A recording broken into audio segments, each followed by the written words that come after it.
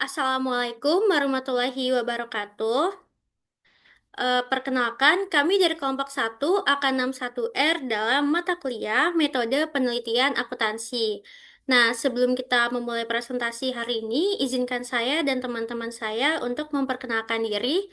Nama saya Auliana Tania Almas dengan NIM 2023 1211026. Perkenalkan, nama saya Sarah Nadia Jamila dengan NIM 2023 1211061.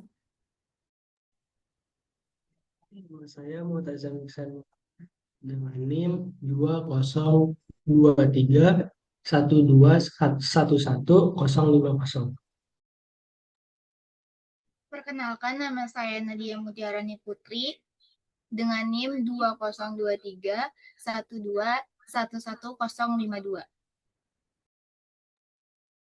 Nah, dalam mata kuliah metode penelitian akuntansi kali ini, kita akan membahas mengenai CH3 dan CH4 yang berjudul Defining and Refining the Problem and the Critical Literature Review.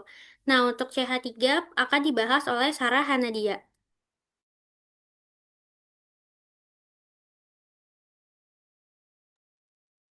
Oke, dalam chapter 3 yang berjudul Defining and Refining the Problem. Next. Yang pertama itu ada table of content. Yang pertama ada the broad problem area. Di bagian pertama ini dijelaskan yaitu gambaran umum permasalahan yang menjadi latar belakang sebuah penelitian. Di tahap ini itu tuh harus mengidentifikasi isu utama serta kondisi yang mendorong perlunya dilakukan penelitian itu lebih lanjut. Yang kedua itu ada preliminary research, di mana research ini tuh dikumpulkan informasi dari awal melalui observasi dan penelusuran data untuk memahami situasi secara lebih mendalam, serta memastikan bahwa masalah yang diangkat itu harus benar-benar relevan. Yang ketiga, ada defining the problem statement. Berdasarkan dari hasil penelitian yang awal, problem statement ini tuh bisa dikatakan sebagai pernyataan masalah. Bagian ini tuh penting karena harus menjadi fokus utama yang akan dijawab melalui penelitian. Terus yang keempat ada the research proposal, di mana research proposal ini tuh berisi rencana pelaksanaan penelitian, mulai dari metodenya, teknik pengumpulan datanya, hingga langkah-langkah analisis yang akan digunakan agar penelitian ini berjalan secara sistematis dan terarah. Terus yang kelima ini ada managerial implication. Um, Managerial implication ini tuh dampak serta manfaat hasil penelitian bagi manajemen atau organisasinya, terutama itu dalam pengambilan keputusan dan perbaikan kinerjanya. Lalu yang keenam ini ada ethical issues in the preliminary stage of investigations. Ini tuh terakhir. Jadi di sini itu harus memastikan bahwa seluruh proses penelitian ini harus dilakukan secara etis, menjaga kerahasiaan data, serta menghormati menghormati pihak-pihak yang terlibat. Next. Nah, di sini ada the broad problem area, di mana masalah adalah kesenjangan antara kondisi ideal dan kenyataan yang memerlukan identifikasi tepat untuk memperoleh solusi, di mana masalah ini tuh merupakan kesenjangan antara kondisi ideal yang diharapkan dengan kenyataan yang terjadi di lapangan. Oleh karena itu, diperlukannya ada identifikasi masalah secara tepat agar solusi itu nanti diambil agar efektif dengan sesuai kebutuhannya. Next. Di sini masih materi the broad problem area. Di sini tuh juga ada contoh-contoh masalahnya. Yang pertama itu ada keterlambatan yang berkepanjangan dan berulang. Jadi keterlambatan ini tuh dapat mencerminkan rendahnya disiplin kerja sehingga berdampak pada produktivitas serta menghambat kelancaran pada operasional timnya. Yang kedua, ada tingkat pergantian staf lebih tinggi dari yang diantisipasi, yaitu menyebabkan organisasi itu harus terus melakukan rekrutmen dan penelitian dan pelatihan, yang pada akhirnya itu harus meningkatkan biaya serta mengurangi stabilitas tenaga kerjanya. Yang ketiga, ada posisi manajerial yang belum terkelola secara optimal. Ya, di sini tuh dapat menghambat proses pengambilan keputusan dan koordinasi, sehingga kinerja organisasi ini menjadi kurang efektif. Yang keempat, ada kelompok minoritas belum mengalami kemajuan karir. Di sini tuh menunjukkan adanya ketidaksetaraan kesempatan yang berpotensi menurunkan motivasi dan kepuasan kerja karyawannya. Terus yang kelima juga ada sistem informasi baru belum dimanfaatkan secara efektif, di mana ini membuat proses kerja itu tidak bekerja secara maksimal, sehingga tujuan peningkatan efisiensi itu juga belum tercapai. Bukan lebih banyak kendala, di mana penerapan jam kerja fleksibel yang kurang terkontrol dapat menimbulkan kendala dalam komunikasi dan koordinasi antar anggota tim. Dan yang terakhir, ada tingkat komitmen pekerja muda relatif rendah. Karena rendahnya tingkat komitmen pekerja muda ini tuh dapat memengaruhi loyalitas, tanggung jawab, serta keberlangsungan kinerja organisasi dalam jangka yang panjang. Next. Nah, di sini itu ada dividing the problem. Yang pertama ini ada, wait. Yang pertama ini ada identifikasi of the broad management problem. Yang step kedua ada preliminary research. Dan yang ketiga ini ada definition of the research problem. Oke, jadi pada tahap awal proses penelitian, manajer ini perlu melakukan penelitian pendahuluan, sekaligus merumuskan ulang pernyataan masalah secara bergantian, agar dapat memahami situasi dengan lebih baik, memperjelas fokus penelitian, serta memastikan penelitian yang harus relevan dengan tujuan dan mampu menghasilkan keputusan yang tepat. Next. Di sini ada materi preliminary research. Di sini juga ada informasi latar belakang organisasinya. Yang pertama, dilihat dari ukuran organisasi, baik dari jumlah karyawan, aset, maupun keduanya, untuk mengetahui skala operasional organisasinya. Yang kedua, anggaran dasar. Jadi, meninjau anggaran dasar ini sebagai pedoman hukum dan dasar dalam menjalankan kegiatan organisasi. Yang ketiga, ada lokasi organisasi. Lokasi organisasi ini juga harus diperhatikan karena dapat memengaruhi akses, jangkauan layanan, serta efektivitas operasionalnya. Yang keempat ada sumber daya, di mana di sini harus mengidentifikasikan sumber daya yang dimiliki, baik sumber daya manusia, sumber daya finansial, maupun sarana pendukung lainnya. Yang kelima, harus menganalisis hubungan organisasi dengan lembaga lain serta lingkungan eksternal, karena kerjasama dan faktor eksternal itu dapat memengaruhi kinerja organisasi. Lalu juga ada meninjau kondisi keuangan dalam 5 hingga 10 tahun terakhir untuk melihat stabilitas dan perkembangan organisasinya. Terus juga ada faktor informasi struktural, kayak struktur organisasi dan alur koordinasinya ini harus turut dianalisis untuk memahami pembagian tugas dan tanggung jawabnya. Dan yang terakhir ada filosofi manajemen yang harus diterapkan. Kenapa? Karena nilai dan budaya kerja akan memengaruhi cara organisasi dalam mengambil keputusannya. Next. Nah, kalau tadi itu kan informasi dalam organisasinya. Nah, kalau ini informasi tentang topik atau bidang studinya. Yang pertama itu, sebelumnya juga hal ini tuh bertujuan untuk memperkuat landasan teori serta memastikan bahwa penelitian ini memiliki dasar akademis yang jelas. Yang pertama itu dari buku teks. Sumber pertama itu kan yang digunakan buku teks. Kenapa? Yaitu di situ tuh bisa membantu dan memahami konsep dasar dan teori utamanya. Yang kedua juga dari artikel jurnal. Itu juga digunakan untuk memperoleh hasil penelitian terdahulu yang relevan dan lebih aktual. Yang ketiga juga harus meninjau prosedingnya, yaitu kumpulan hasil penelitian dari seminar atau forum-forum ilmiah. Dan yang terakhir ini, konferensi materi terbitan maupun tidak diterbitkan, yaitu sebagai referensi tambahan untuk memperkaya sudut pandang penelitiannya. Next. Nah, di sini juga ada step data collection method, yaitu dari data primer. Data primer ini juga merupakan data yang dikumpulkan secara langsung oleh peneliti dari sumber pertama, sehingga informasinya ini lebih akurat dan sesuai dengan kebutuhan penelitiannya. Pengumpulan data primer dapat dilakukan beberapa metode, yaitu yang pertama wawancara. Wawancara ini untuk memperoleh informasi secara mendalam.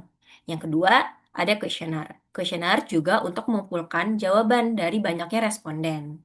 Yang ketiga, survei. Di situ juga untuk mengetahui nih gambaran umum kondisi lapangannya. Dan yang terakhir, eksperimen, yaitu untuk menguji hubungan sebab dan akibatnya. Next. Nah, data collection method yang kedua ini dari data sekunder. Data sekunder itu merupakan data yang telah dikumpulkan sebelumnya oleh pihak lain untuk tujuan selain penelitian yang sedang dilakukan. Data ini juga biasanya digunakan sebagai pendukung untuk melengkapi dan memperkuat data primer. Sumber data sekunder juga dapat diperoleh dari berbagai referensi, seperti buletin statistik, publikasi pemerintah, informasi yang diterbitkan, maupun yang tidak diterbitkan, terus data dari dalam maupun luar organisasi, website perusahaan, dan yang terakhir juga sumber dari internet. Next. Nah, selanjutnya ini juga ada bentar. Selanjutnya juga ada dalam penggunaan data sekunder, yaitu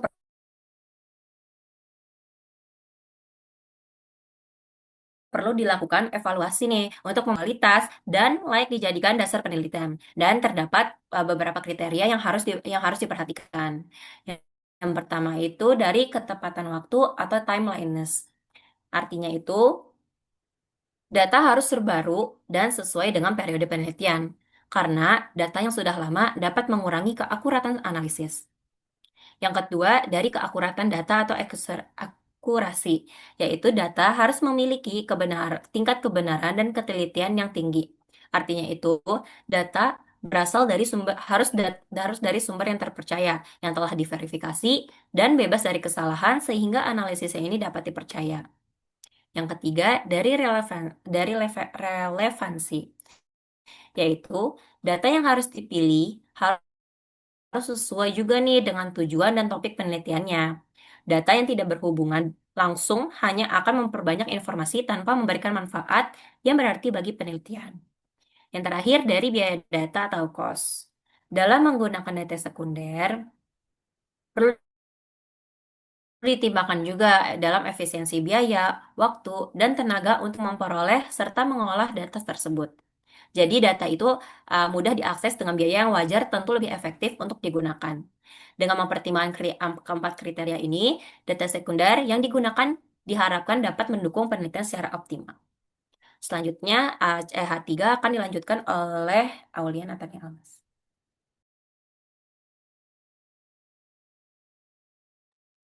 Oke, selanjutnya pada slide ini kita akan membahas mengenai apa yang membuat pernyataan permasalahan yang baik.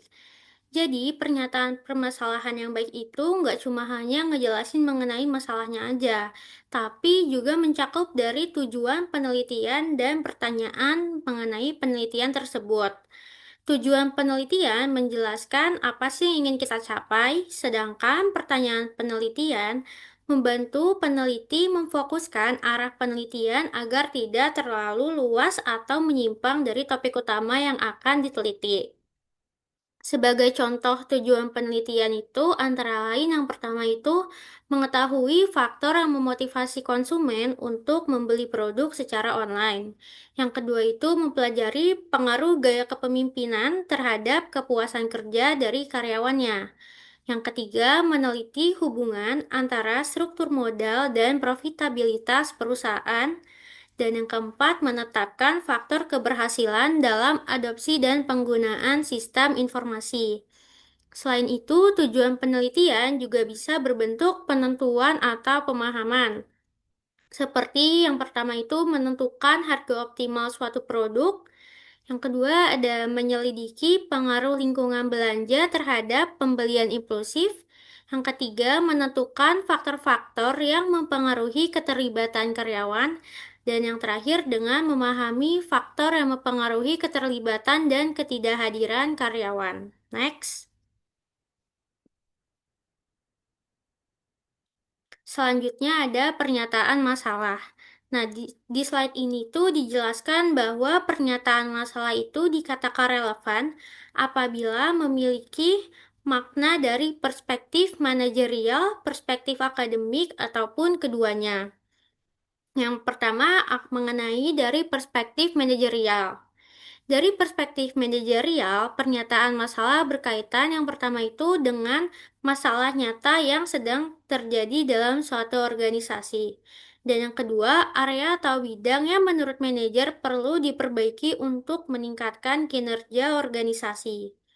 Sementara itu, dari perspektif akademik, pernyataan masalah relevan apabila yang pertama itu pengetahuan tentang topik tersebut masih terbatas atau belum banyak diteliti.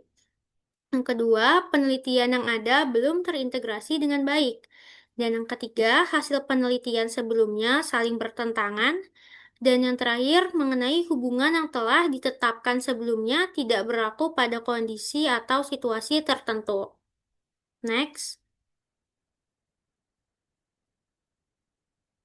Nah, selanjutnya ada jenis dasar pertanyaan penelitian, yaitu ada eksploratif dan deskriptif. Nah, pada materi ini saya akan menjelaskan 4. Yang pertama itu pertanyaan penelitian eksploratif atau exploratory research question. Yang kedua ada penelitian eksploratif atau exploratory research. Yang ketiga ada pertanyaan penelitian deskriptif, yaitu descriptive research question. Dan yang terakhir, pernyataan penelitian kausal atau causal research question. Next. Oke, yang pertama itu pertanyaan penelitian eksploratif atau exploratory question. Pertanyaan penelitian eksploratif digunakan ketika pengetahuan tentang suatu fenomena masih sangat terbatas. Nah, jenis pertanyaan ini biasanya muncul ketika yang pertama, pengetahuan mengenai suatu fenomena tertentu masih minim informasinya.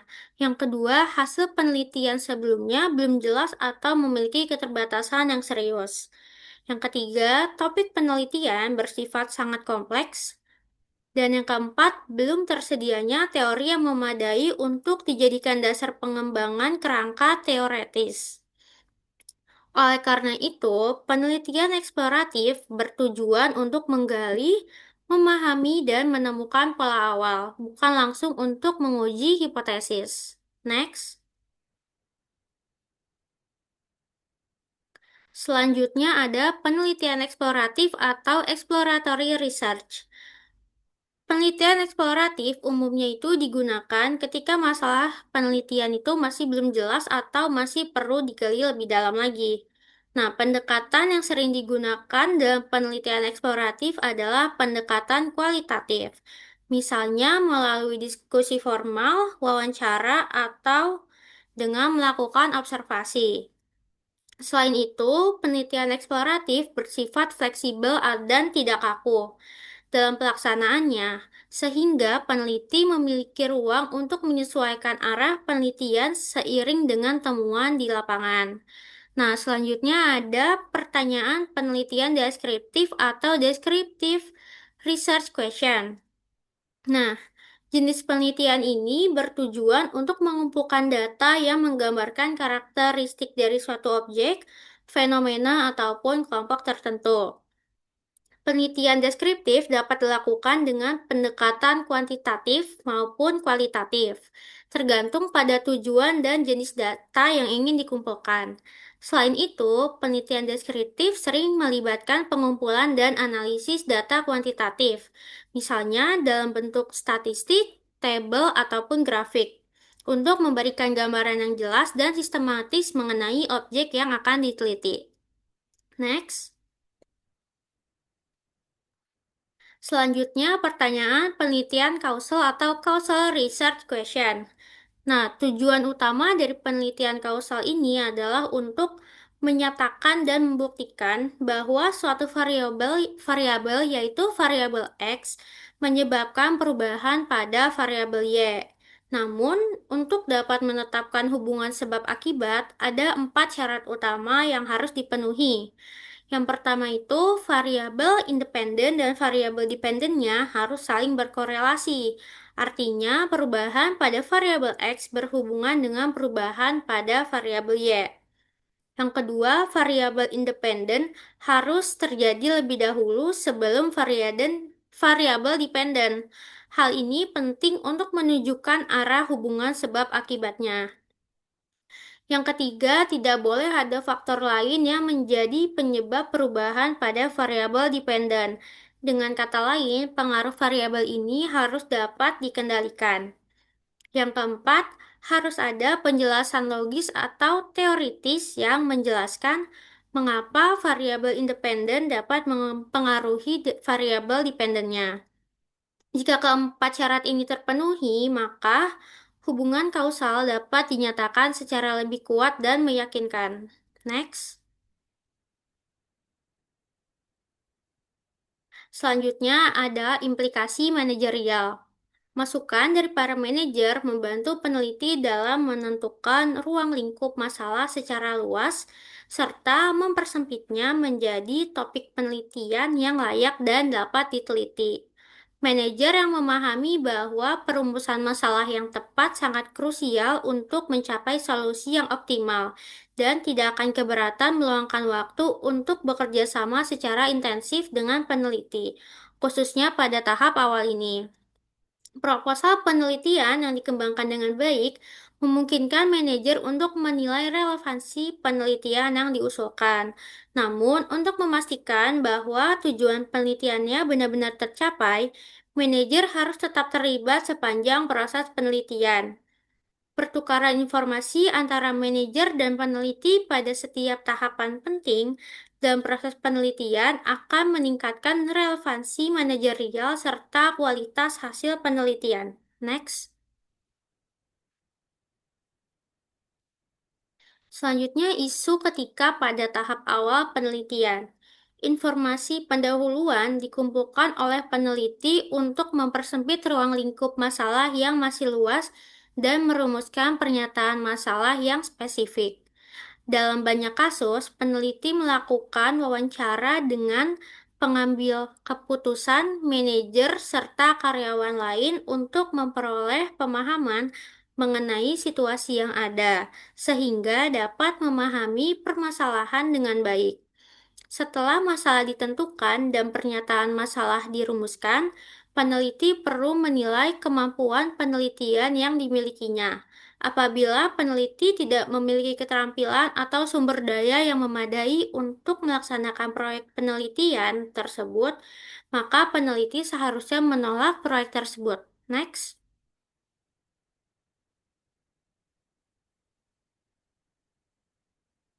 Next. Oke, untuk CH4 akan dibahas oleh Multazam dan Nadia. Selanjutnya, itu chapter 4, yaitu The Critical Literature Review. What is a critical literature review? Critical literature review merupakan proses evaluasi dan sintesis mendalam terhadap penelitian terdahulu pada suatu topik. Tinjauan ini tidak hanya merangkum pengetahuan terkini, tetapi juga menilai secara kritis kekuatan kelemahan serta kesenjangan penelitian dengan mengintegrasikan berbagai temuan tinjauan pustaka kritis, memberikan pemahaman menyeluruh dan mengidentifikasi area yang masih memerlukan penelitian lebih lanjut. Yang dimana critical literature review itu adalah cara kita memahami penelitian-penelitian sebelumnya secara mendalam. Jadi bukan hanya merangkum apa yang sudah diteliti, tetapi juga menilai secara kritis kekuatan, kelemahan, serta kesenjangan dari penelitian tersebut. Melalui tinjauan pustaka kritis, kita membandingkan berbagai hasil penelitian untuk melihat persamaan dan perbedaannya. Dari sini, peneliti dapat menemukan bagian yang belum banyak dibahas atau masih memiliki keterbatasan, sehingga menjadi dasar yang kuat untuk menentukan arah dan pentingnya penelitian selanjutnya. Next. Selanjutnya ada approaching the literature review. Di sini ada 4, yaitu ada data source, dan juga ada searching for literature atau electronic resource, evaluating the literature, documenting the literature review. Dan di sini akan dijelaskan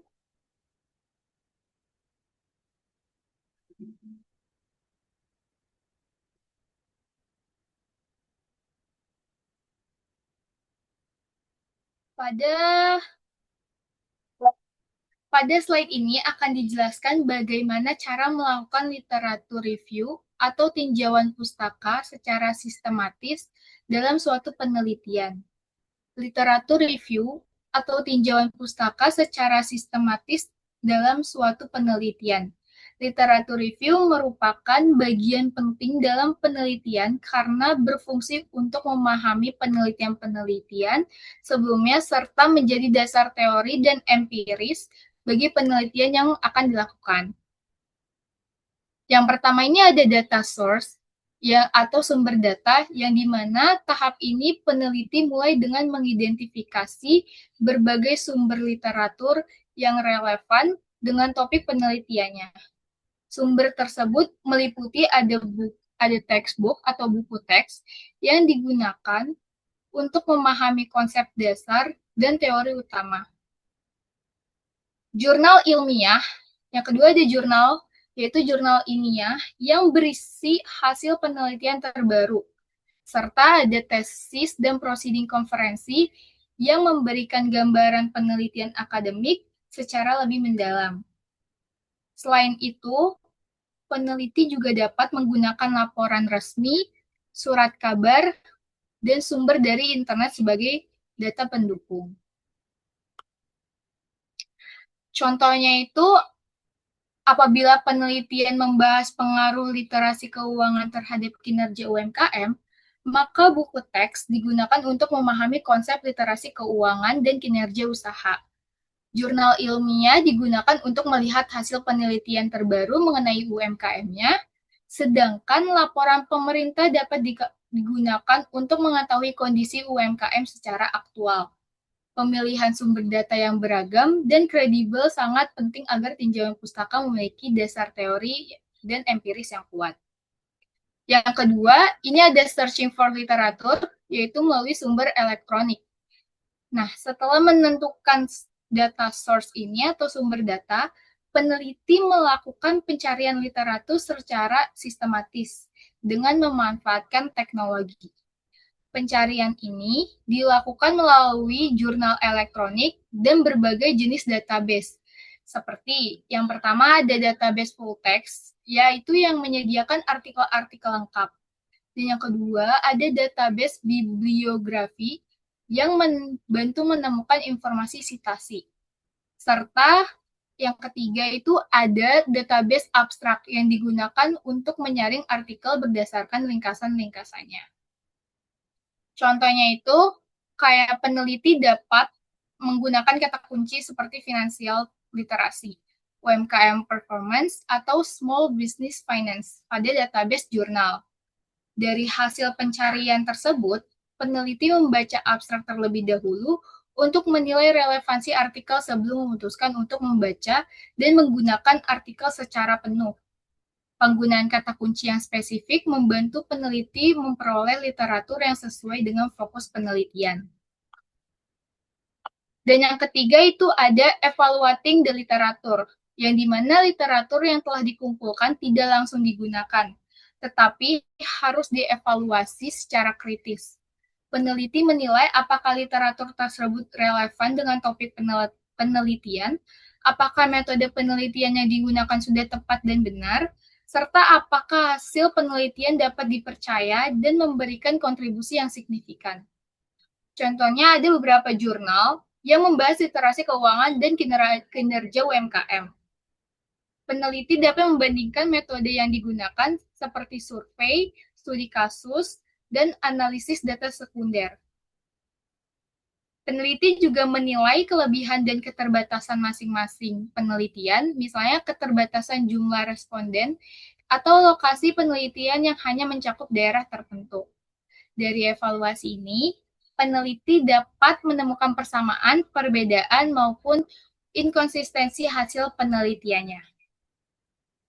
Dan yang terakhir itu ada documenting the literature review, yang dimana tahap ini adalah tahap seluruh hasil tinjauan pustaka disusun dan didokumentasikan secara sistematis. Pendokumentasian ini bertujuan untuk menunjukkan bahwa peneliti memahami perkembangan penelitian dalam bidang yang dikaji. Selain itu, dokumentasi yang baik membantu meneliti dalam menyusun landasan teori, mengaitkan hasil penelitian terdahulu, serta mengidentifikasi kesenjangan penelitian. Sebagai contohnya itu setelah menelaah semua berbagai penelitian tentang UMKM, peneliti dapat menyimpulkan bahwa sebagian besar penelitian masih berfokus pada wilayah tertentu atau menggunakan metode yang sama. Hal ini menunjukkan adanya kesenjangan penelitian yang dapat dijadikan dasar untuk penelitian selanjutnya, baik dengan objek, metode, maupun variabel yang berbeda. Nah, dari keempat tahapan-tahapan ini, literatur review itu tidak hanya berfungsi sebagai rangkuman penelitian sebelumnya, tetapi juga menjadi dasar yang kritis, sistematis, dan kuat untuk mendukung penelitian yang akan dilakukan. Selanjutnya, untuk ethical issue akan dibahas dengan Multazam Ihsan.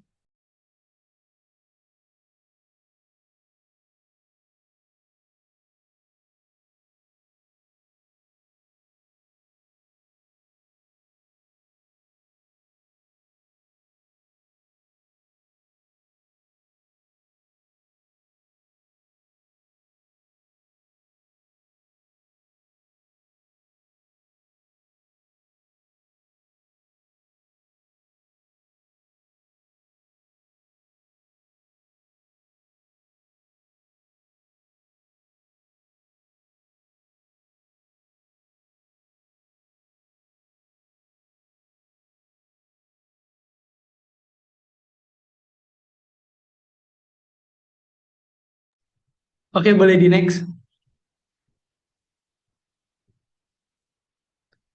Oke, selanjutnya kita akan membahas tentang ethical issue, yaitu etika dalam riset atau research. Nah, sebelum memasuki research, yaitu ada tahap preliminary research atau investigasi awal. Etika sangat penting karena peneliti mulai berinteraksi dengan subjek atau institusi. Nah, pada tahap preliminary research atau investigasi awal, penerapan prinsip etika menjadi fondasi utama karena pada momen inilah peneliti pertama kali membangun jembatan komunikasi serta interaksi dengan subjek penelitian maupun institusi terkait. Tanpa etika yang kuat, integritas seluruh proses penelitian ke depannya dapat dipertanyakan. Jadi eh, si ethical issue ini harus diperhatikan sebelum memulai suatu penelitian. Jadi kita harus siap secara etika sebelum melakukan penelitian. Nah, di sini ada beberapa poin penting yaitu penyampaian identitas. Nah, di sini dijelaskan bahwa peneliti harus jujur mengenai siapa mereka dan apa tujuan penelitian mereka kepada organisasi atau responden. Nah, kenapa seseorang ini harus wajib memiliki kewajiban moral untuk bersikap terbuka mengenai profil diri serta institusi yang menaunginya? Selain itu, peneliti harus memaparkan secara eksplisit mengenai tujuan, maksud, dan kegunaan penelitian tersebut kepada pihak, organisasi, maupun responden. Kejujuran ini diawali Kejujuran di awal ini sangat krusial untuk membangun kepercayaan atau trust dan memastikan bahwa pihak yang terlibat tidak merasa tertipu atau dimanfaatkan. Nah, kenapa sih bisa harus harus banget di awal bahwa peneliti itu harus jujur mengenai siapa mereka? Karena banyak sekali teman-teman eh, kedok penipuan yang beralasan itu melakukan research sehingga dari data-data responden itu nantinya dijual. Jadi responden harus tahu kepada siapa data mereka atau pendapat mereka diberikan.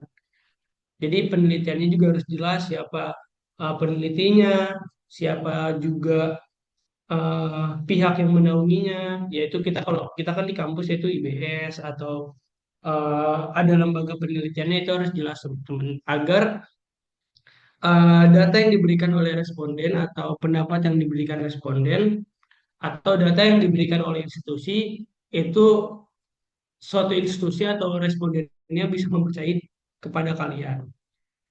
Nah, selanjutnya adalah tentang kerahasiaan, yaitu menjaga kerahasiaan informasi yang diberikan oleh pihak perusahaan organisasi selama observasi awal. Nah, menjamin kerahasiaan selama proses observasi awal, peneliti seringkali mendapatkan akses ke data internal atau informasi sensitif milik perusahaan atau organisasi.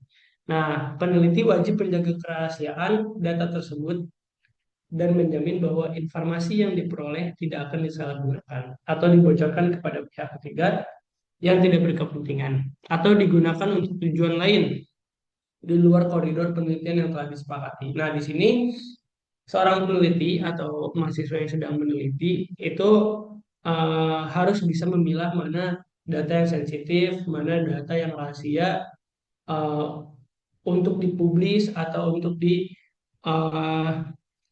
kepada masyarakat umum. Misal kita lagi menganalisis suatu perusahaan tentang laporan keuangannya, tentang manajemen perusahaannya. Nah, data-data yang diberikan atau enggak contoh simpelnya adalah kemarin kita magang di BI, terus laporan-laporan segala macamnya, kita juga harus mempertanggungjawabkan kerahasiaan data-data yang diberikan oleh Bank Indonesia terhadap kita gitu. Jangan sampai data-data yang diberikan justru digunakan di luar koridor penelitian atau di luar koridor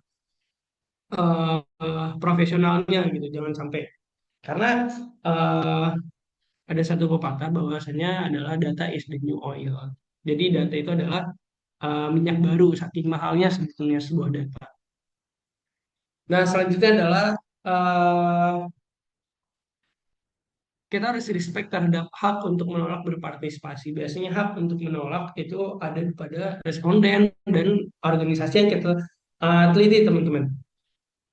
Jadi prinsip dasar etika penelitian adalah kesukarelaan. Nah, calon responden atau organisasi memiliki hak mutlak untuk menolak terlibat dalam penelitian, baik sebagian maupun seluruhnya tanpa harus merasa tertekan. Nah, peneliti tidak diperbolehkan melakukan intimidasi, paksaan atau bujukan yang berlebihan agar pihak lain bersedia menjadi subjek penelitian karena partisipasi haruslah didasarkan pada persetujuan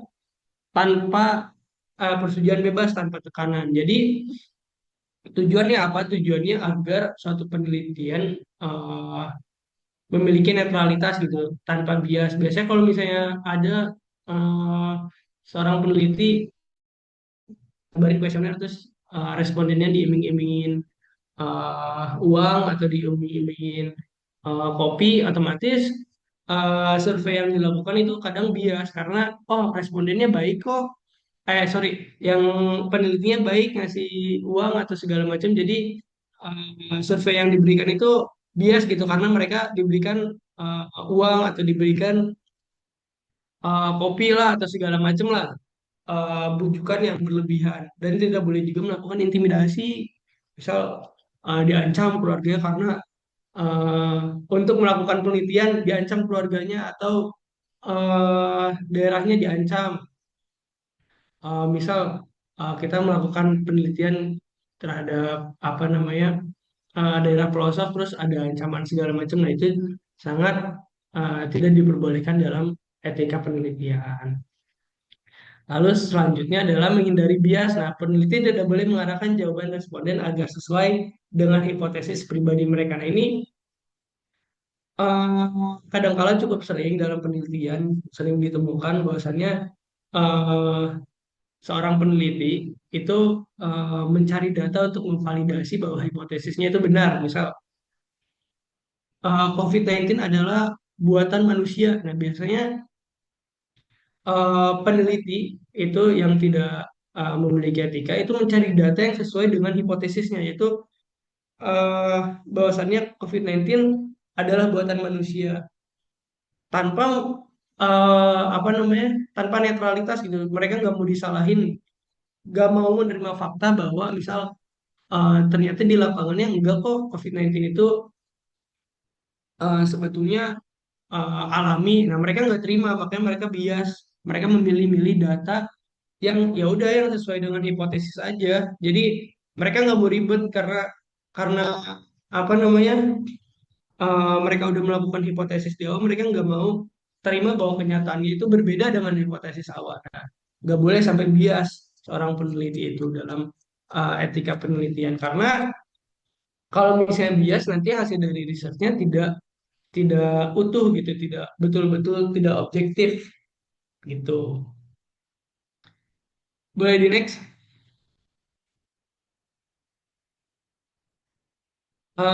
Selanjutnya adalah ketika dalam research. Nah, saat melakukan critical literature review, etika berkaitan erat dengan kejujuran akademik dan penghargaan terhadap karya orang lain.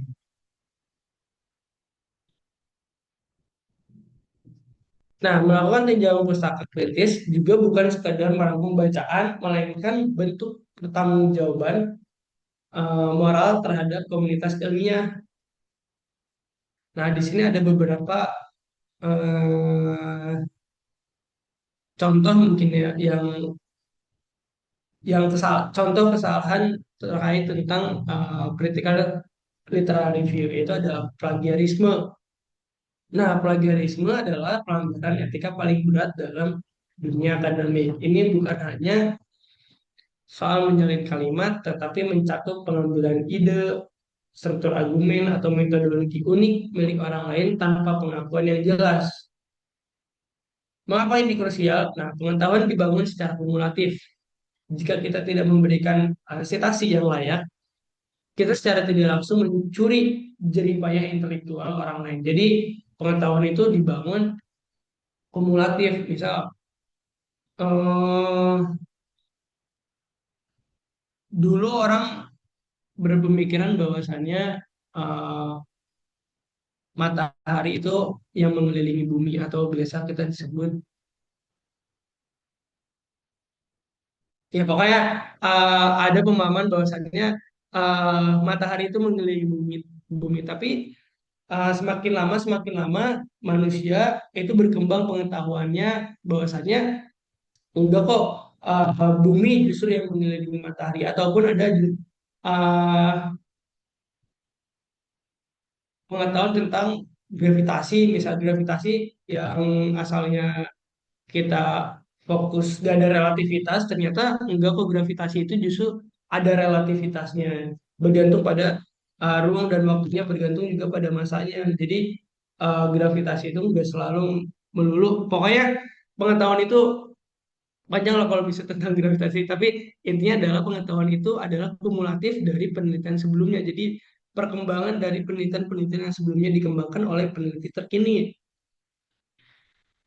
Nah, selanjutnya dalam tahap penerapan peneliti harus menguasai teknik parafrase yang baik agar esensi pemikiran penulis asli tetap terjaga namun disampaikan dengan bahasa sendiri serta memastikan Setiap kutipan langsung maupun tidak langsung tercatat dalam daftar referensi menggunakan gaya eh, selingkung atau seperti APA, MLA atau Harvard segala macam lah, secara konsisten. Lalu juga ada misinterpretasi data atau kejujuran dalam membangun argumen. Eh, Tidak boleh sengaja salah mengartikan di sini temuan penelitian sebelumnya untuk mendukung argumen sendiri. Nah, di sini kan udah ada bias ya, yang pada slide sebelumnya kita udah bahas. Nah, seringkali ada godaan untuk memelintir atau menyederhanakan temuan penelitian agar seolah-olah mendukung hipotesis yang sedang kita bangun. Nah, misinterpretasi data secara sengaja adalah bentuk manipulasi informasi yang sangat berbahaya. Karena kenapa? Karena bayangin ketika penelitian kalian tentang misal bahwasannya yang tadi tuh COVID-19 itu buatan manusia guys, secara kesimpulannya gitu, tapi sama sama orang lain tuh dianggap penelitian kalian, oh enggak kok, COVID-19 itu murni dari alam. Nah, jadi selain merusak dunia intelektual, kalian juga merusak nama baik orang lain dalam tahap penelitian. Jadi menggeser opini orang lain, menggeser argumen orang lain dengan menyederhanakan kalimatnya seolah-olah eh, kalian seolah-olah penelitian itu adalah sama dengan hipotesis kalian. Nah, di sini pentingnya bias tadi, jangan sampai ada bias di dalam penelitian. Jadi kita harus objektif bahwasanya penelitian itu adalah pembuktian bahwa apakah hipotesis kita benar, apakah eh, hipotesis awal kita benar atau salah gitu. Selanjutnya, objektivitas menyajikan temuan literatur secara jujur, termasuk literatur yang hasilnya mungkin berlawanan ekspektasi peneliti. Nah, ini yang tadi saya katakan bahwasannya kita nggak boleh bias, harus objektif. Jadi jangan menjadikan temuan literatur itu kayak ya udah yang penting sesuai dengan hipotesis kita, kekeh gitu. Kita benar-benar harus banget faktanya harus sama dengan hipotesis kita. Kita harus menerima fakta bahwa mungkin hipotesis kita yang di awal itu salah terkait hasil penelitiannya. Jadi kita mungkin bisa ubah hasil penelitian bahwa uh, bahwasannya fakta yang kita temukan di dalam lapangan itu berbeda dengan hipotesis di awal. Itu harus bisa uh, di diajawantakan dalam bentuk penelitian yang baik gitu. Jangan sampai biaslah dalam satu penelitian. Nah, mengapa objektivitas ini krusial? Riset yang kredibel adalah riset yang berani menghadapi tantangan, menyembunyikan literatur yang tidak sejalan dengan keinginan kita, atau bias publikasi menciptakan gambaran yang tidak akurat tentang realitas ilmiah. Ya, iya juga tidak memberikan gambaran yang tidak akurat gitu tentang realitas ilmiah. Karena kalau misalnya bias, eh, bayangin kalau misalnya peneliti itu kekeh banget bahwasannya bumi itu datar. Jadi mereka sangat menolak bahwasannya bumi itu bulat. Dengan melakukan penelitian yang tidak mencari validasi terhadap hipotesis awalnya gitu. Nah, itu biasanya memberikan itu terkait tentang apa namanya penelitian astronomi mungkin ya. Nah, itu juga memberikan informasi yang tidak tidak realitas, informasi ilmiah yang tidak realitas gitu. Itu contoh dari penelitian astronomi. Mungkin kalau misalnya dari laporan keuangan, oh enggak kok, dalam dalam laporan ini ternyata misal pajak efektif di negara ini, padahal secara temuan kalian pajak itu enggak efektif di negara ini, tapi kalian memvalidasi bahwa pajak itu efektif karena hipotesis awal kalian adalah pajak itu efektif di negara ini. Nah, jangan sampai kayak gitu. Kita harus tetap harus menerima fakta di lapangannya bahwa hipotesis hipotesis kita itu salah gitu. Harus berani salah gitu. Kalau misalnya dalam penelitian. Nah, penerapannya dalam literatur review, sajikanlah perdebatan ilmiah secara imbang gitu, atau argumentasi secara imbang. Jika ada dua argumen dengan teman yang berbeda, jelaskan keduanya. Jangan sampai satunya doang yang kalian tekankan gitu. Nah, kejujuran dalam memaparkan literatur yang kontradiktif justru menunjukkan kedalaman analisis dan kematangan intelektual seorang peneliti. Nah, yang keempat, terakhir adalah penyajian sumber, akurasi dan transparansi referensi. Nah, penyajian sumber memastikan daftar pustaka akurat dan dapat ditelusuri kembali. Nah, penyajian sumber bukan sekedar masalah teknis penulisan, melainkan tentang transparansi, akuntabilitas, dan daftar pustaka harus akurat, lengkap, dapat ditelusuri kembali oleh siapapun yang membaca karya tersebut. Mengapa ini krusial? Karena salah satu prinsip sains adalah replikasi dan verifikasi. Jika sumber yang Anda cantumkan tidak jelas, salah tulis atau fiktif, maka pembaca tidak dapat memverifikasi atas klaim yang Anda buat. Hal ini bisa meruntuhkan kepercayaan publik terhadap kredibilitas Anda sebagai peneliti. Bayangin kalian udah capek-capek meneliti dalam sebuah skripsi atau dalam sebuah tesis. Kalau udah serius, benar-benar apa namanya, memakan waktu, memakan energi, memakan biaya, tapi ada satu kesalahan yang penting gitu, kesalahan yang mungkin dianggap remeh, typo gitu dalam eh, menuliskan referensi, menuliskan sumber, atau tidak akurat, atau salah masukkan sumber, salah masukkan sumber. Nah, ketika ketika ada peneliti lain yang membaca penelitian kalian, padahal kalian misal yang pertama meneliti hal tersebut, terus ada next peneliti yang ingin eh, meneliti gitu setelah ribuan kali diteliti si objek itu, ada satu peneliti yang ingin meneliti ulang tentang hal tersebut. Yang seharusnya kalian bisa menjadi referensi yang pertama karena sumbernya kalian tidak jelas, tidak akurat, akhirnya peneliti lain memilih sumber lain yang lebih jelas gitu. Padahal kalian gitu yang pertama menelitinya. Itu sangat sayang aja gitu terhadap kredibilitas penelitian kalian. Itu sangat penting ya teman-teman, terkait penulisan, apa namanya, sumber penyajian itu harus penyajian sumber itu harus betul-betul diperhatikan gitu dalam sebuah riset, bukan hanya sebagai apa namanya formalitas juga, tapi itu juga merupakan etika dalam research. Dari next. Nah, di sini ada karya. Nah, karya ini bisa secara negatifnya bisa salah interpretasi, dan juga bisa sengaja dilakukan plagiarisme. Nah, dampaknya apa? Plagiarisme dampaknya akan menjadikan stagnansi karya. Jadi, bayangkan sebuah objek diteliti ribuan kali, diulang ribuan kali dengan memakan sumber dana yang banyak, sumber waktu yang banyak, tapi nggak nggak kemana-mana gitu. Bahasannya ya di situ-situ aja, karena yang neliti semuanya plagiarisme. Jadi nggak ada ide baru, nggak ada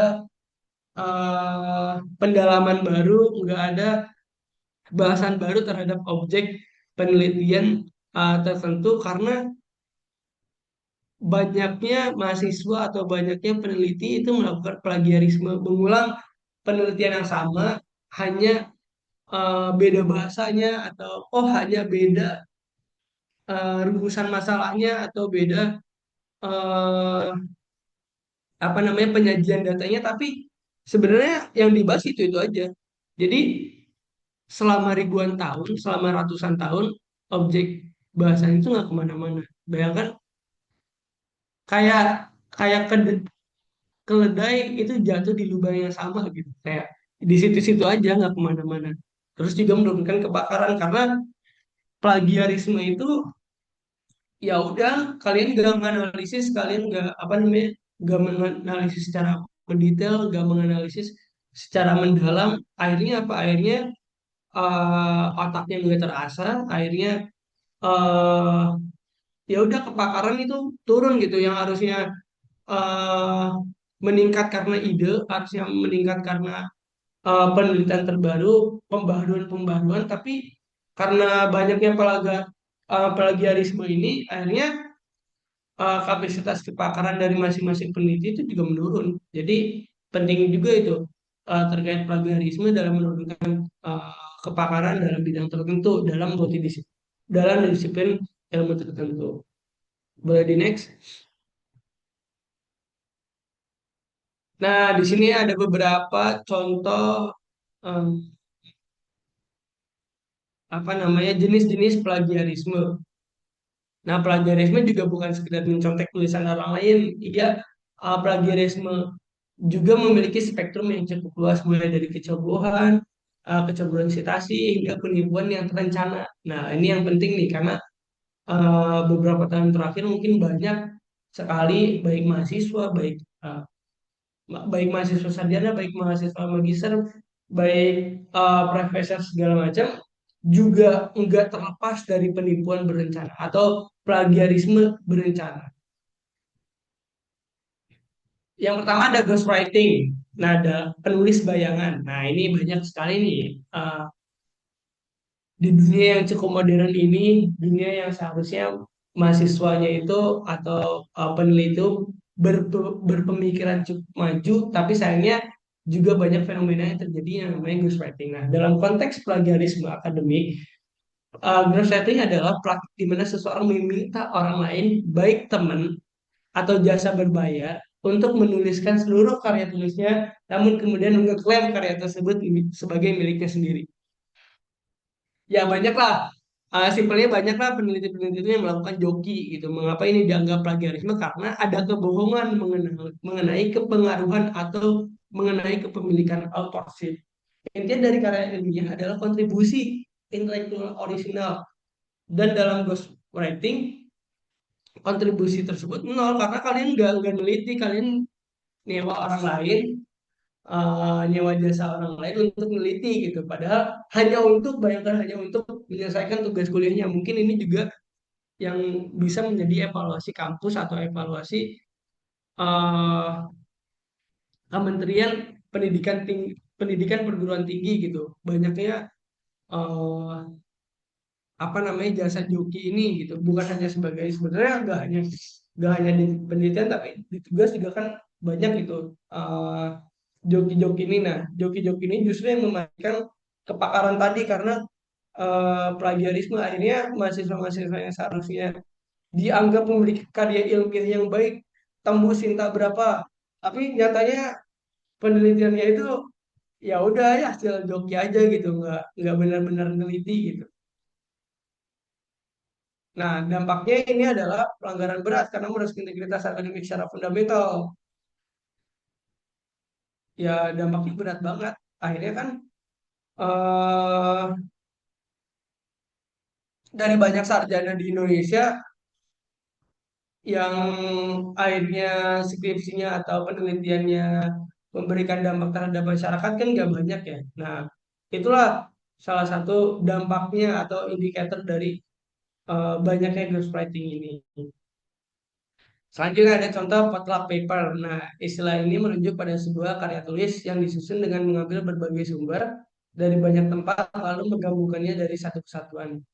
Ibaratnya misal ada 100 paper yang membahas tentang uh, dampak kebijakan tarif pajak terhadap tax avoidance dalam industri tertentu. Banyak tuh penelitiannya, ada 100 penelitian. Terus tuh ngambil bab satunya dari sini, terus ngambil bab duanya dari sini, benar-benar dari plagiarisme. Ngambil bab tiganya dari sini.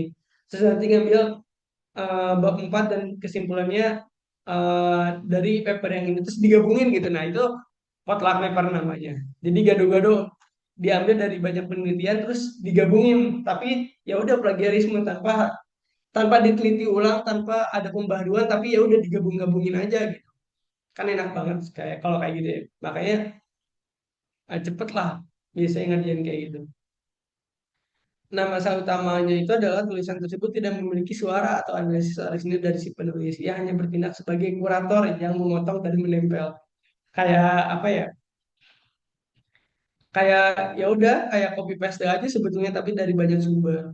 Nah, banyak sebetulnya teman-teman dari nggak harus penelitian secara skripsi, tapi mungkin kajian-kajian dari teman-teman mahasiswa organisasi yang suka ngekaji-kaji. Nah itu banyak banyak banget tuh ya, kalau yang saya temuin banyak banget yang nyalin dari berita ini terus ditempel terus eh, di post di Instagramnya seolah-olah itu adalah penelitian dari suatu organisasi tersebut.